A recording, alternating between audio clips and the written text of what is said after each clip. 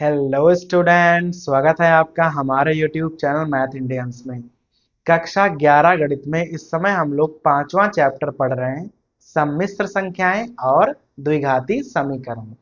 और भाई आज के इस वीडियो में आपको हम पढ़ाने वाले हैं विविध प्रश्नावली का सवाल नंबर 19। तो भाई किताब उठा लीजिए और भाई देखिए सवाल में क्या कह रहा है। कह रहा है यदि a plus iota B, C plus iota D, E plus iota F और जी प्लस आयटा एच बराबर, आपको मालूम है a प्लस आयटा बी, ये जो ऊपर वाला समीकरण है ये आपको दिया गया है। और भाई जो नीचे वाला समीकरण है ये हमें ना सिद्ध करना है। A square plus B square C square plus D square, plus नहीं है यहाँ पे, इंटू में है, E square plus F square G square plus H square बराबर A square plus B square. समझ में आ गया? ऊपर वाला जो समीकरण है ये हमें दिया गया है और नीचे वाला हमें सिद्ध करना है। देखो सवाल बहुत ही आसान है और भाई इसको लगाने के ना हमारे पास दो तरीके हैं। पहला तरीका आपको बताया दे रहे हैं, जैसे भाई मान लो ये आपके पास समीकरण है, ठीक है, तो इसे हम लगाएंगे पहले मॉड्यूलस वाले तरीके से। देखना कैसे।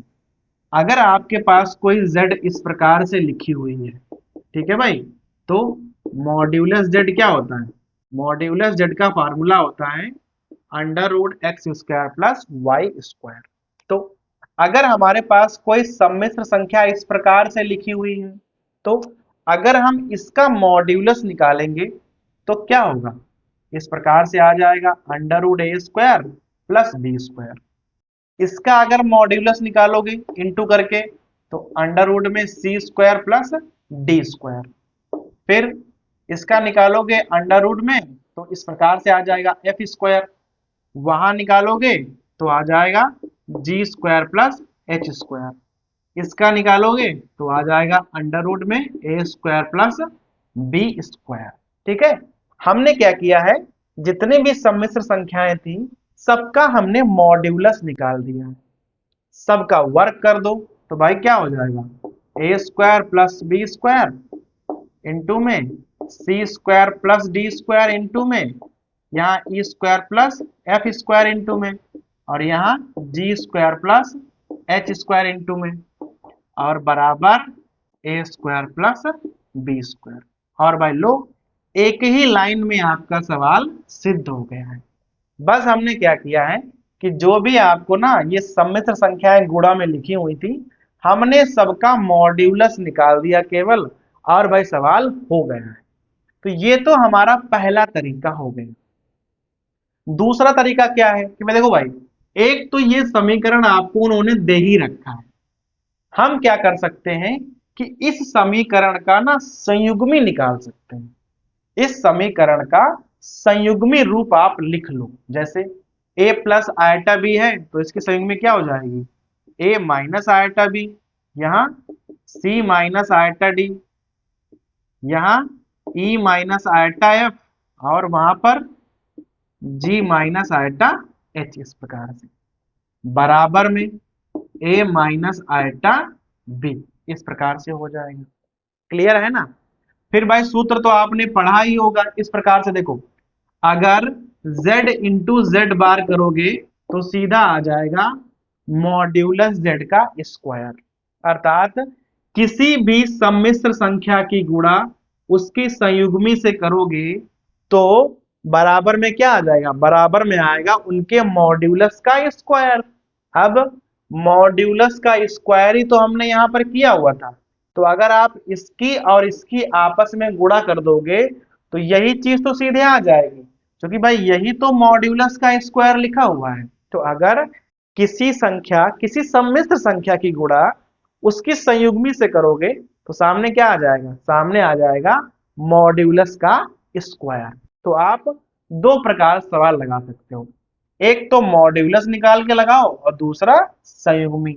संयुग्मी निकाल चुके हो, इनकी इनकी गुणा करो और डायरेक्ट आप ये वाली लाइन लिख सकते हो। ठीक है, और भाई सवाल आपसे हो जाएगा। समझ में आ गया? तो भाई ये हो गया सवाल नंबर 19। अब भाई प्रश्न नंबर 20 पे आ जाओ। क्या लिखा हुआ है, 1 प्लस आयटा है, अपॉन में है 1 माइनस आयटा, पूरे पर पावर लगी है m, सामने लिखा है 1। यहां पर आपसे कह रहा है कि m का न्यूनतम पूर्णांक में मान ज्ञात करना है। देखो वैसे जब निकालोगे ना m के कई सारे मान आ जाएंगे, अनंत मान आएंगे पहली बात तो, लेकिन आपको न्यूनतम वैल्यू निकालनी है जो कि पूर्णांक भाई होनी चाहिए, ठीक है। छोटा सा छोटे मान लेकिन पूर्णांक में होना चाहिए, आपको निकालना है। तो उसके लिए सबसे पहले ये जो भाई सम संख्या लिखी हुई ना, इसको ना हमको सरल करना पड़ेगा। तो पहले इसे हम सरल कर लेते हैं। देखो ऊपर लिखा है 1 प्लस आयटा, नीचे है 1 माइनस आयटा, ब्रैकेट बना लिया करो। और भाई ना यहाँ पर संयुग्मी से गुणा कर दो, नीचे वाली संख्या की जो संयुग्मी है उससे ना ऊपर नीचे हम गुणा कर देंगे। इससे क्या होगा कि भाई सम्मिश्र संख्या जो है सरल हो जाएगी। देखो ऊपर तो बन जाएगा होल स्क्वायर, तो आ जाएगा 1 का वर्ग प्लस आयटा का वर्ग प्लस 2ab अर्थात 2 आयटा आ जाएगा।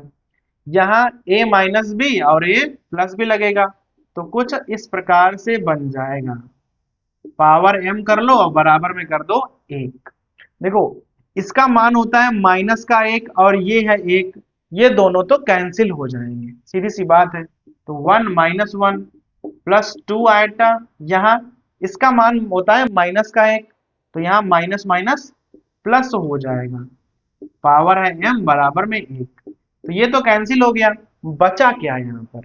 देखो यहाँ बचा 2 आयटा अपॉन 2, पावर में है m बराबर में है 1, ये वाला भी कैंसिल हो गया। लास्ट में आ गया आयटा की पावर m बराबर 1। यहां से आपको निकालना है m का न्यूनतम पूर्णांक में जो मान होगा वो आपको ज्ञात करना है। देखो भाई आपको साफ साफ पता है कि आयटा का मान क्या होता है, इस प्रकार से आयटा का मान होता है। इसका अगर वर्ग कर देते हो तो मान आ जाता है -1। अब अगर आप इसका भी वर्ग कर दो तो अर्थात भाई अगर इसकी 4 पावर कर दोगे तो उसका मान आ जाएगा प्लस में 1।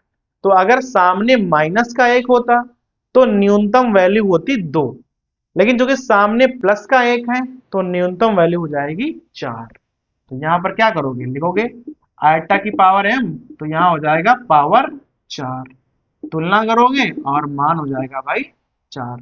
ये न्यूनतम मान है। वैसे तो आप यहाँ 4 रखो, अब भाई इसका वर्ग कर लो तो चाहे 8 रखो, भाई उसका वर्ग कर लो, आप 12 रखो 16 रखो, हमेशा मान तो एक ही आना है। इसीलिए उसने कह दिया है कि हमें न्यूनतम पूर्णांक में जो मान है वो चाहिए। मान तो भाई ऐसे अनगिनत हो जाएंगे, ठीक है, लेकिन हमें चाहिए न्यूनतम मान। तो न्यूनतम मान क्या हो जाएगा, m बराबर 4। ठीक है भाई, तो ये हो गया हमारा प्रश्न नंबर 20। और अब विविध प्रश्नावली 5 समाप्त होती है।